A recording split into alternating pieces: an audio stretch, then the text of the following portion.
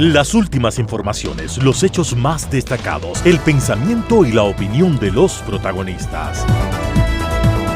Opinión y noticia, el periodismo para todos, es posible con la independencia y ética del comunicador. En Sucesos, las noticias y las voces de quienes las hicieron o son parte de ellas. Lo del país y del mundo, política y economía, lo social y del arte, el deporte, lo que usted espera saber cada semana. Opinión y noticia, porque interpretar y hacer entender lo que sucede es la razón de ser del periodismo. Con la conducción de Félix Narváez, empezamos.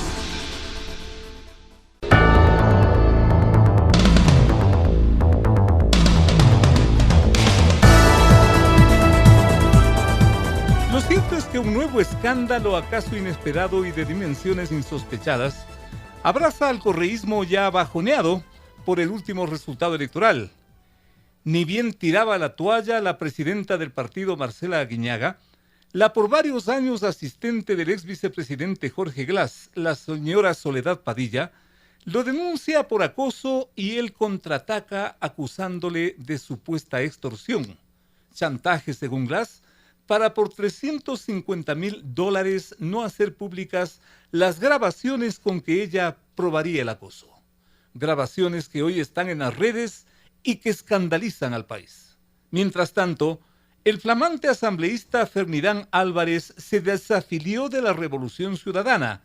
Iba a ser coordinador del bloque por disposición de Correa y es la pareja de la señora denunciante. Poco después, y en forma también sorpresiva, Glass dice a los medios que él y Correa también están investigados a esta hora por un supuesto crimen de un hecho ocurrido hace varios años. Sugiere una supuesta persecución. La pareja de la denunciante Soledad Padilla, el señor Fernidán Álvarez, advierte amenazas de muerte y es amparado por el programa de víctimas y testigos de la Fiscalía de este país. Todo un escándalo frente al cual estamos saludando y honrándonos con la presencia de dos voces caracterizadas de nuestro medio, de este Ecuador. Rocío Bastidas, reconocida activista, líder barrial de esta ciudad de Quito. Patricio Falconi, escritor. Muchísimas gracias por acompañarnos en esta mañana de sábado. Injustificada o desmedida indignación de una ex empleada o el desatinado manejo de los políticos para que estos problemas sigan ocultos. ¿Quién sabe?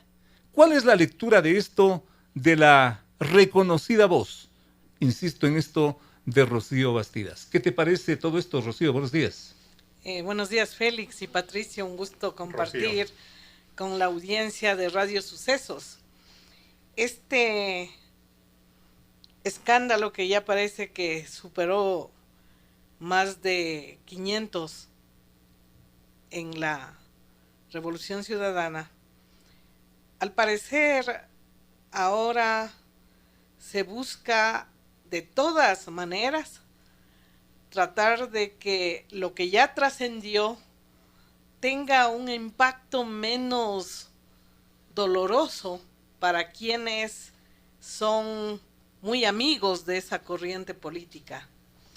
Y eso se puede ver a través de las redes y a través de unas declaraciones que no siempre resultan ser esclarecedoras, sino todo lo contrario, obstaculizadoras, como la declaración de la prefecta Pavón, como la acción del alcalde Muñoz, que no contribuyen en nada, sino que marcan una tramoya, un juego, una burla, que en el fondo pretenderían bajar el matiz de lo que en el fondo los partidos políticos tienen que ocultar, tapar y no enseñar, porque la podredumbre es tal que espeluzna. La podredumbre es tal. Buenos días a Patricio. Félix. Patricio Falconi, un gusto saludarte a los tiempos. Un honor asimismo tenerte por acá y con el antecedente de lo que asimismo nos da como un telón de fondo y que ya nos describe Rocío Bastidas. ¿Qué tipo de ejemplo le están dando al país estos partidos, estos políticos que están demostrando lo que están demostrando con esto que nos escandaliza todos los días? Patricio, nuevamente, buenos días. Buenos días, Rocío, buenos días, Félix. Debo confesar que a mí no me importa mucho el Ecuador de los 5 minutos. El de los 5 minutos que pasaron, ni de los 5 minutos que vienen. Me interesa más visualizar un poco más de cara hacia el pasado y de cara hacia el futuro. Cuéntanos de esa visualización, Patricio. Hay que entrar un poco en la caja negra que dicen los aviones. Para mí la gran crisis del Ecuador, de la cual Rocío ha topado un síntoma grave, la gran crisis del Ecuador empieza con el Bucaramato. En 1996, cuando el llamado loco que ama derrota a Jaime Nebot y a nuestro común amigo Félix, don Rodrigo Paz Delgado. Por favor. Era un Ecuador insólito. Se lumpenizó la política. Se empezó a hablar de fantasmas en Carondelet, del $1.000.000 robados en el primer mes. De la guatita. De la guatita. De las cosas chatarras que se decían en ese entonces. Y del primer millón del hijo, pues. Del primer millón del hijo. Vino el caos en el Ecuador. Fabián Alarcón, vino Yamil Maguad, la dolarización que trajo estabilidad monetaria, pero que además convirtió al Ecuador en una lavandería de dólares, lo cual era una primera invitación a un país desprotegido para que venga el narco. Y eso hay que subrayarlo. La inestabilidad de Maguad, los presidentes que siguieron, Lucio que no logró integrar a la sociedad civil con la sociedad militar, inestabilidad total en esa década, posteriormente la estabilidad autoritaria, pendenciera, no ideológica de Rafael Correa. Pendenciera. Evidentemente, un hombre pendenciero. Si me permites, Félix, con mi vocación de ex grafitero, por favor, diría el niño emperador, el que chantajea a los padres, solo que cuando ya es viejo no hace las cagadas de niño, sino otro tipo de cagadas, en este caso a la sociedad, al país, a quienes anhelan un futuro mejor. Pan y circo, pero con eso como que se siente bien este país. ¿O se ha sentido bien, Patricio? No se ha sentido bien porque evidentemente... ¿O se siente entretenido? Se siente entretenido con la telenovela que tú citas. Pero evidentemente la sociedad ecuatoriana, que no tiene buenas élites, porque son élites incultas, la bancocracia, la oligarquía y la intelectualidad. Se hablaba en literatura de la generación decapitada. Ahora hay una intelectualidad decapitada que no piensa. No he visto un manifiesto de escritores, de ensayistas, de sociólogos que digan algo serio. Qué bueno que tú lo digas, Patricio. Aparecen ahí oportunistas que se llaman analistas políticos, que tienen verborragia. Que no pueden contener la lengua. Y de paso una cubana que nos dice cómo debemos comportarnos, ¿no? Que evidentemente tiene verborragia y que no pondera sus palabras. Así es. Que no conceptualiza lo que estamos haciendo. Entre estos analistas de las élites intelectuales y periodistas dedicados a entrevistar a periodistas, están creando lo que Saramago llamaba ensayo sobre la ceguera. No vemos qué pasa en el Ecuador. Un gran pensador decía en términos grandes lo que nos está pasando. Vivimos con emociones del Paleolítico: odio, venganza, revanchismo, celos, amores contrariados, con herramientas democráticas de la Edad Media y con una tecnología, con inteligencia artificial que nos quiere llevar al futuro. Si es que este es un ensayo de una ceguera y donde todos estamos locos o estamos tuertos o estamos ciegos, Rocío, nos vamos a estrellar, este país ya no da más. Este país tiene desarrollado el cerebro reptílico, ¿no? Que tiene una forma tan sui generis de entender los hechos, fenómenos y circunstancias y siempre tratar de dramatizar tantas cosas que evita ir a las cuestiones serias de fondo que ha planteado Patricio. Por favor. Y que una descripción brillante, ¿ah? Y que eso realmente, ¿Ya? si vamos a las causas, sí tenemos que citar a una educación totalmente desarraigada, una cultura que no logra entender nuestras Educación raíces pública y privada, ¿eh? de los dos. Por favor. Y además, unos roles de familia cuestionados que la autoridad ya no existe y que cualquiera ahora puede hacer y deshacer porque hay una falsa concepción de los derechos humanos, una falsa concepción del control, una falsa concepción de la responsabilidad y hoy todo es relativismo. Hoy se puede hacer o no y no pasa nada.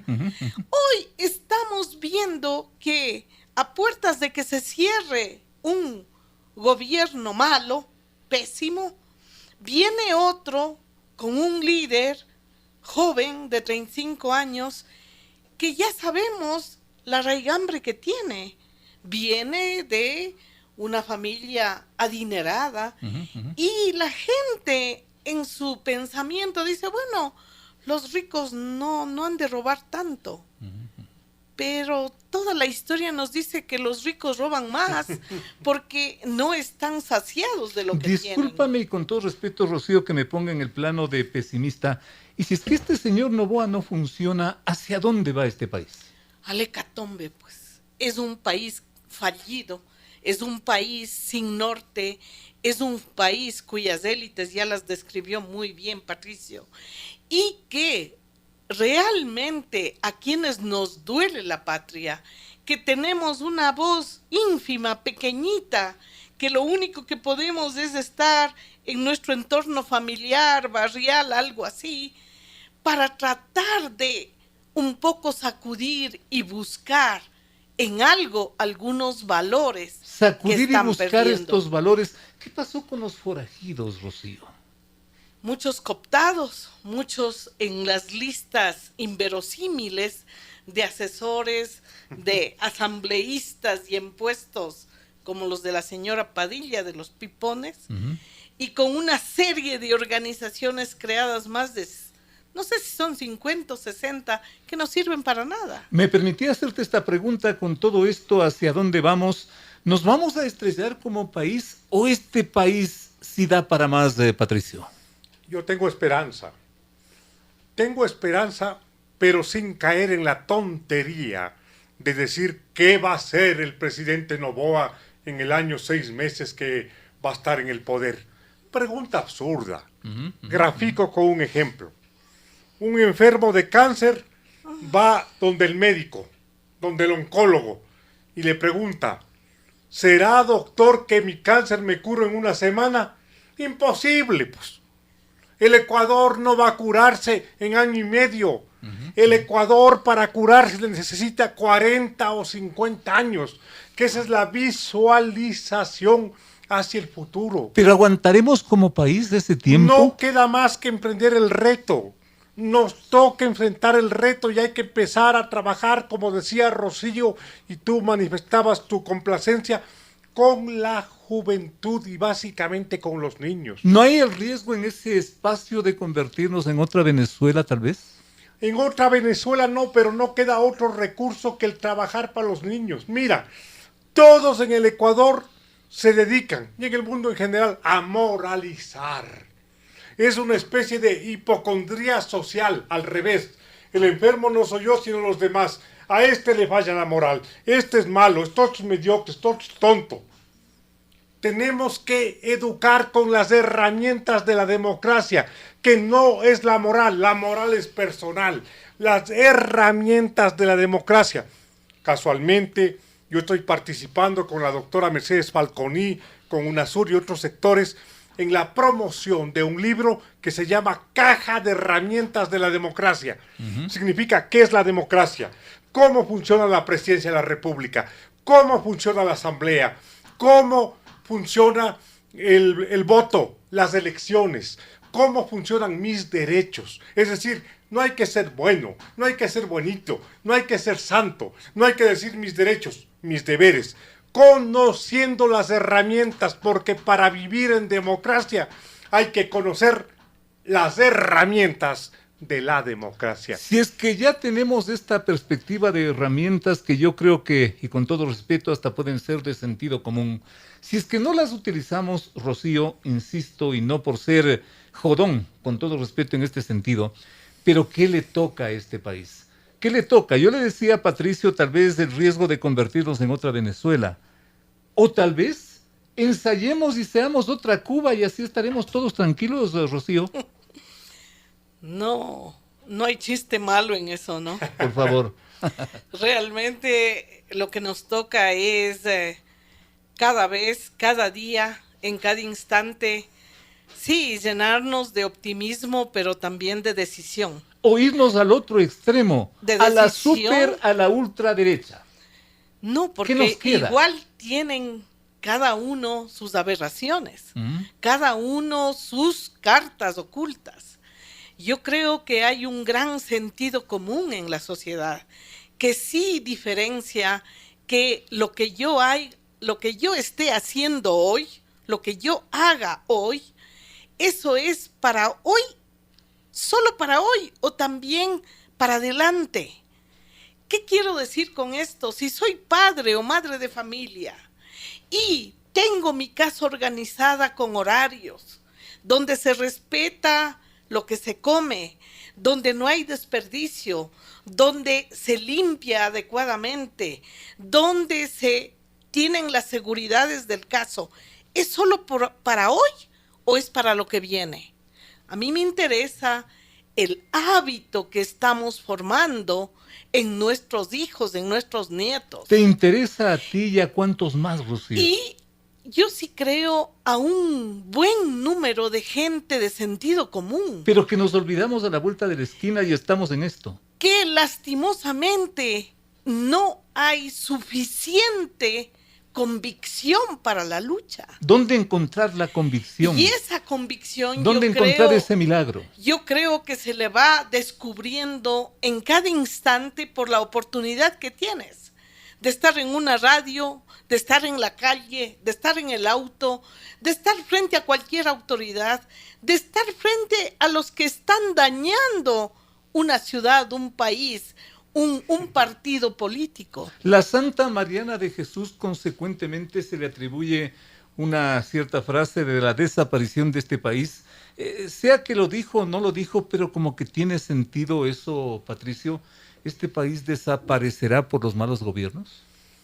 No, Félix, no va a desaparecer. Ningún país desaparece. Lo que puede convertirse en un campo traviesa, donde sea un territorio abandonado, de modo que la globalización, no con la mano del mercado, sino con la garra del mercado, puede venir a usurpar recursos naturales, petróleo, turismo, las Galápagos, la minería, la flora, la fauna ecuatoriana, que eso sería muy grave, como ha sucedido en varios países del África.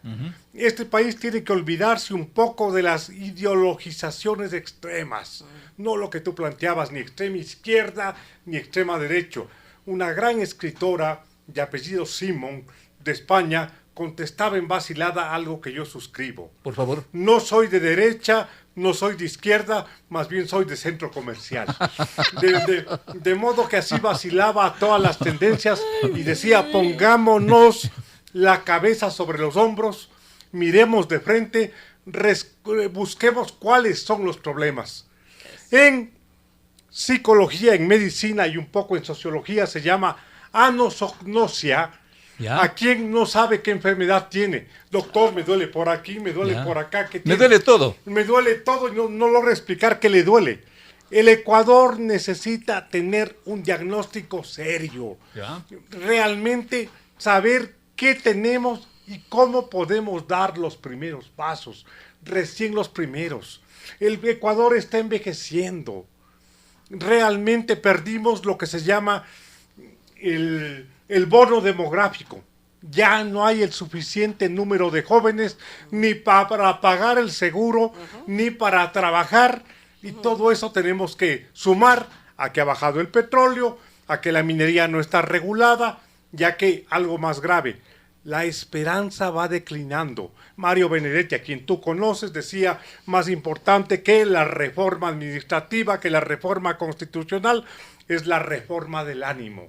No tirar la toalla. No podemos tirar la toalla. Qué brillante diagnóstico, qué altura, y esto es lo que justamente queríamos con la invitación a nuestros dos invitados, valga la redundancia, del día de hoy.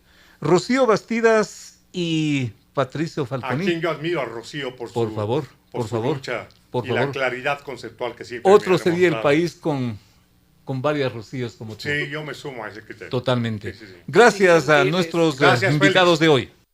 Entrevistas importantes que tú quieres escuchar.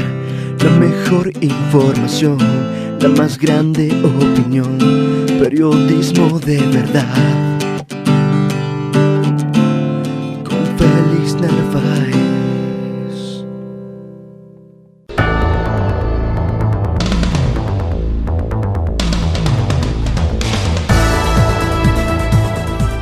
El presidente electo Daniel Noboa estaría ultimando los detalles de una posible consulta popular que plantearía al país en los 100 primeros días de su gestión. Así se ha escuchado en círculos cercanos al nuevo gobierno, en cuyo plan de trabajo entregado al CNE también consta esa posibilidad. Cordial, pero más bien parco, el presidente electo no ha entrado en detalles de eso, pero un par de veces ha dicho que ese mecanismo es para los cambios que requiere este país. Se supone inseguridad, institucionalidad, la salud, la economía, en fin. Gracias a la presencia desde Guayaquil del doctor Orlando Amores, constitucionalista de este país y también analista del Ecuador que estamos viviendo. Él ha venido impulsando la necesidad de un cambio constitucional porque caso contrario, el doctor Amores dice que sin eso, pues, estaríamos dando las vueltas en un círculo. Pero dado que el nuevo gobierno vendría con esta posible consulta popular, finalmente estamos en la línea correcta, al final del túnel, una luz. Doctor Orlando Amores, buenos días. El país le observa y le escucha. Adelante, por favor. Buenos días. No es que estamos dando vueltas en círculo. Se abren las puertas del infierno. Caramba. Si es que en el 2025 no desarma el narcoestado instaurado en el 2008 en el Ecuador. El narcoestado instaurado en el 2008 en el Ecuador genera inseguridad, genera impunidad, genera injusticia, genera abuso de los bienes públicos. Hoy hay más de 1.400 nuevos ricos de este país, de más de 2-3 millones de dólares cada uno. Por lo tanto, hay que cambiar la estructura constitucional del país. Por consiguiente, no es cuestión de hacer preguntas para generar empleo, preguntas para la seguridad, preguntas para provocar el bienestar. ¿Cuál debe ser la pregunta? ¿Cuál debe ser la pregunta o las preguntas? La principal, doctor, por el tiempo, por favor. Las preguntas son las que ya están aprobadas en el dictamen 719, Reforma Constitucional 2019, impulsado por un colectivo de Santo Domingo de los Áchilas ante la Corte Constitucional. Aprobadas por la Corte Constitucional. Aprobadas por unanimidad. ¿Ya? Y esas preguntas eliminan las funciones y las instituciones creadas por el narcoterrorismo en Montecristi. Esto es, elimina la función de transparencia, elimina el Consejo de Participación Ciudadana y Control Social, elimina la función electoral, elimina el Consejo Nacional Electoral, elimina la Asamblea Nacional, la sustituye por un Congreso bicameral con 24 senadores y 51 diputados, traslada a la Cámara del Senado las atribuciones que actualmente tiene el Consejo de Participación Ciudadana y Control Social, elimina el modo como se designa a los miembros del Consejo de la Judicatura, elimina las regiones. No creo que sea poco el tratar de reestructurar el Estado, recuperar la República unitaria, democrática, libertaria del Ecuador. A ver, doctor, Es lo que tiene que hacer. Tenga la bondad. Consecuentemente, si esto está aprobado, como usted nos dice, por la Corte Constitucional, al nuevo presidente, al nuevo gobierno, le tocaría simplemente poner eso a consideración del pueblo. No. El trámite tiene que agotarlo, tiene que presentar las preguntas a la Corte Constitucional. ¿Ya? La Corte Constitucional las va a revisar, aprobadas como están por ellos, por unanimidad, desde el 2019. En 24 horas la Corte Constitucional las devuelve aceptándolas y entonces va al trámite correspondiente en el Consejo Nacional Electoral. Ese consejo se demorará el término, el tiempo que requiere el avituallamiento, papelería, juntas, etcétera. Consecuentemente la ruta está abierta. Claro, y esta consulta en mes y medio estará ya en las personas enfiladas para decidir. Esto es lo importante, es integrar al pueblo en la decisión legislativa. El pueblo legisla en una consulta diciendo, afirmando o negando, diciendo sí o diciendo no a las preguntas que le plantea quien lo cuestiona. Si es que no se procede así, doctor, si es que no se procede así, ¿cuál sería su diagnóstico de la situación? Porque también el presidente de la República, digamos, en su atribución, puede hacer otro tipo de pregunta. ¿Cuál sería el siguiente escenario si es que así ocurre, doctor?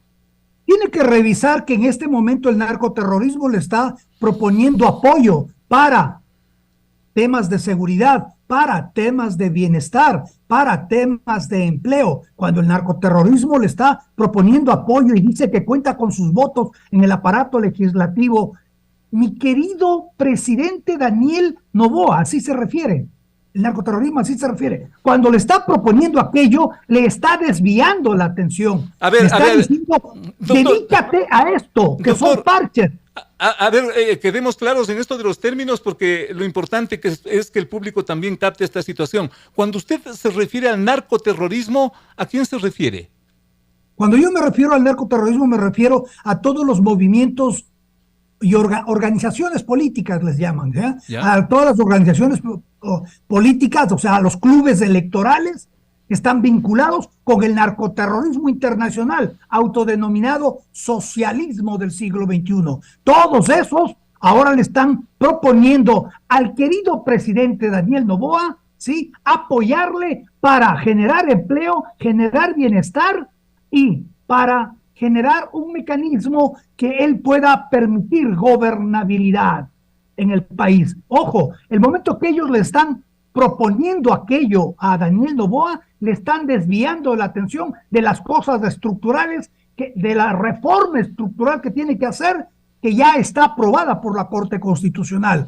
¿Por qué? No le apoyan para eliminar las funciones y las instituciones creadas por el narcoterrorismo en el 2008. No le apoyan para modificar los derechos humanos, para modificar las garantías penales que están anteponiendo los derechos del AMPA y del terrorismo por sobre los intereses de la población ecuatoriana. No le están apoyando para recuperar los fueros de la fuerza pública. No le están apoyando para que la fuerza pública pueda actuar con legitimidad frente al AMPA. No le están apoyando. ¿Para qué le están apoyando? La República. ¿Para qué le están apoyando finalmente, doctor? Le están apoyando para que pueda generar empleo, seguridad y bienestar. Eufemismos, parches, ridiculeces populistas que no las va a poder hacer porque mantiene incólume, inalterada la estructura pútrea que tiene que cambiar. La estructura pútrea que tiene que cambiar es eliminar las funciones e instituciones creadas de Montecristi en el Clarísimo. 2008. Clarísimo, doctor Orlando Amores, muchísimas gracias, muy amable por esto de los apagones. Tenemos que ser un poco rápidos. En la próxima me comprometo a tener más tiempo con su siempre ilustrado criterio. Hasta la próxima, Gracias, doctor. doctor. Muy amable, Muy gracias. amable, gracias. Gracias, doctor Orlando Amores, constitucionalista de este país desde la ciudad de Guayaquil. Entrevistas importantes que tú quieres escuchar. La mejor información, la más grande opinión. Periodismo de verdad. Con Félix Narváez.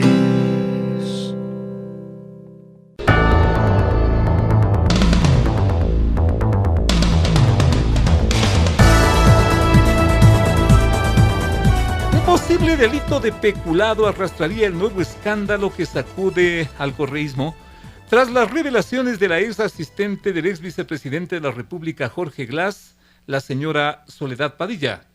La señora Padilla, indignada por comentarios contra su honor, así ella lo dice, ha hecho públicas grabaciones de conversaciones telefónicas con Glass, quien aparentemente la habría acosado para convertirla en su compañera sentimental.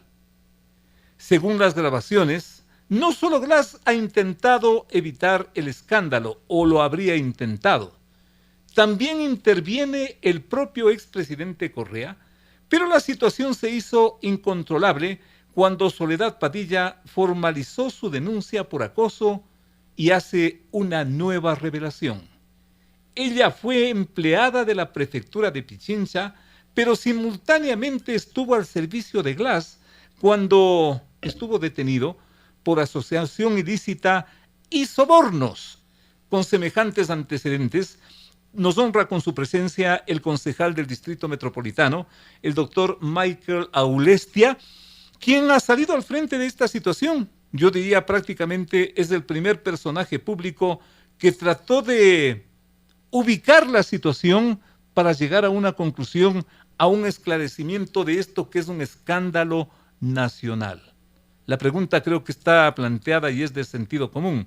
¿Por qué un concejal del Distrito Metropolitano se preocupa o se preocupó de algo que atañe al gobierno provincial de la prefectura de Pichincha? Pregunta de cajón, pero que ubica la situación para más preguntas. Doctor, buenos días, un gusto tenerle por acá. Buenos días, Félix, un saludo cordial a los que nos escuchan por Radio Sucesos. Muy gentil. Usted acaba de hacer una pregunta importante para que la ciudadanía pueda conocer cuál es el alcance del pedido de fiscalización que yo he solicitado. En sesión de martes del Consejo Metropolitano presenté un cambio del orden del día en el que le solicito al alcalde Pavel Muñoz que en su calidad de consejero provincial, ¿por qué en su calidad de consejero? Después de la Constitución del 2008 y a partir de Usted le pide al alcalde. Así es, ya. Y a partir de la promulgación de la ley, del Código Orgánico de Organización Territorial, los consejeros ya no son electos, sino se conforman de acuerdo a los alcaldes de la provincia y entre la designación de las juntas parroquiales o gobiernos autónomos descentralizados parroquiales conforman el Consejo Provincial o la Cámara Provincial. Es así que el alcalde de Quito, cuando él actúa en el Consejo Provincial, lo hace bajo sus funciones de consejero provincial y que entre ellas tiene la función de fiscalizar. Usted ha relatado y se ha escuchado los audios en torno a cómo la señora Padilla relataría que ella realmente era funcionaria de la prefectura, pero que le servía al señor Jorge Glass, en ese momento privado de la libertad y sentenciado por actos de corrupción. Esto no es una elucubración, ni estoy corrigiendo absolutamente nada, sino ahí están los papeles. ¿Lo cual podría perfilar peculado de paso? Por supuesto, pero adicionalmente ustedes conocen que la Contraloría General del Estado en su momento ya ha iniciado procesos de exámenes especiales en torno a la contratación o vinculación de funcionarios en la prefectura, en donde determinarían que se les pagó en exceso o en su defecto existirían funcionarios que están duplicando funciones dentro de la lo prefectura. Que se sabe a esta altura, doctor, y con una rápida movida de la prefecta de Pichincha, ya hay una suerte de respuesta. Todo fue legal, fue una contratación, se sobreentiende, especial que se hizo de la doctora en el Consejo Provincial y aquí no ha pasado nada. Mire, lo que sucede en esto es de que ya estamos acostumbrados a parecería que estamos acostumbrados a este tipo de fiscalización. Justamente hablando de Glass, Félix, y quiero nada más ilustrar a los oyentes, cuando se le destituía al señor Jorge Glass de vicepresidente de la República, todavía tenían mayoría y no se partían entre correístas y morenistas en la Asamblea Nacional. Le recibían con alfombra roja, pues, Félix, para que dé explicaciones en la Comisión de Fiscalización. Todos nos acordamos de eso. Lo mismo sucede ahora. El alcalde a medianoche, el día lunes, a las 23:20, a través de una ventanilla física, le reciben un escrito, en donde el alcalde le dice a la prefecta que en la siguiente sesión ordinaria de Consejo Provincial se coloque un punto en el orden del día en donde el administrador de la prefectura dé explicaciones sobre la contratación de la señora Padilla, pero que esto se tramite en la comisión de fiscalización. Exactamente. ¿Por qué esto? ¿Por qué esta reacción? Yo le quiero decir a los ciudadanos que estas medidas que nosotros hacemos en el ámbito de fiscalización ya estamos ganando, porque lo otro es que no se haga nada. Totalmente. Esto se da a partir de mi solicitud del cambio del orden del día, que por práctica parlamentaria yo lo tengo que enviar un día antes. Y ante eso reaccionan y envían en una suerte de adelantarse a los hechos, y que ellos ya han solicitado, pero que no es el Consejo Metropolitano. En efecto que no es el Consejo Metropolitano que tiene que fiscalizar. Lo que estamos pidiendo es que nuestro fiscalizador, nuestro representante en el Consejo Provincial, que es el alcalde de Quito en su calidad de consejero, ejerza su facultad de fiscalización. Pero asimismo, en una movida muy hábil, diría yo, política del señor alcalde, deja que el Consejo Provincial, o más bien propicia, con apoyo del resto de concejales de Quito, propicia que la prefectura de Pichincha sea la que finalmente maneje el asunto, con lo cual aquí, insisto, no ha pasado nada. Y nuevamente, para ilustrar el conocimiento de la ciudadanía, en donde la señora Pavón tiene mayoría, pues, en el Consejo Provincial. Entonces, ¿qué es lo que van a hacer? Tratar de alguna forma, camuflar este tema como fiscalización, en donde no va a pasar nada. Pero adicionalmente la señora Pavón ha reaccionado diciendo que va a activar protocolos en el tema de no va a permitir que se revictimice a una persona que en este momento está en la opinión pública. No, señores, una cosa son los líos que ustedes puedan tener como organización política y los líos personales que puedan tener el señor Glass y la señora Padilla. Otro tema es que cuando se utilizan los recursos públicos para pagar a alguien que no servía a la provincia, no le servía a la provincia, le servía al señor Glass, privado de la libertad en ese momento. Ese es el reclamo y la voz que hemos levantado en el Consejo Metropolitano. Por la delicadeza y la complejidad de este tema, justamente nos empeñamos en tener la presencia, y muchas gracias, del doctor Michael Aulestia, concejal del Distrito Metropolitano, la primera personalidad pública que se apropió de esto que escandaliza, y no solo escandaliza, avergüenza a la sociedad. Doctor, muchas gracias. Gracias, Félix. Un saludo cordial a los quiteños. Muchísimas gracias, amigos. La sintonía. Hemos hecho opinión y noticia aquí en Sucesos. Gracias a nuestros invitados, pero sobre todo gracias a ustedes por la siempre deferente atención. Dios mediante. Hasta el próximo sábado, aquí en Sucesos. Las opiniones vertidas en este espacio por la producción y dirección del programa son de exclusiva responsabilidad de sus autores y de quienes intervienen en ellos. Los personajes, los hechos, las noticias, todo tratado con independencia y objetividad. Otro aporte de Radio Sucesos para que usted se forme la mejor opinión. Volveremos el próximo sábado de 8 a 9 con Félix Narváez.